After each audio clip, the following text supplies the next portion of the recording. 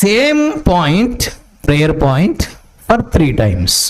3 సార్లు ఒకే దాని కొరకు ప్రార్థన చేశాడు. అంటే దాని అర్థం ఏంటంటే, ఒకసారి ఆల్రెడీ దేవుడికి చెప్పేశాను కదా, ఇంకెందుకు మళ్ళీ దేవుడిని అడగడం అని మనం అనుకోకూడదు.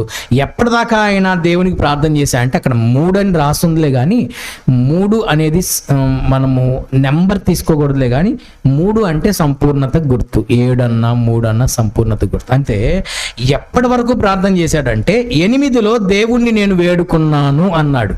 9లో అందుకు నా కృప నీకు చాలు, బలహీనత యందు నా శక్తి పరిపూర్ణమగుచున్నదని ఆయన నాతో చెప్పాడు. ఎవరాయన? గాడ్ కదా. దేవుడు నాతో చెప్పాడు. దేవుడు ఏదో చెప్పాడంట. అంటే దాని అర్థం ఏంటి? God answered his prayer.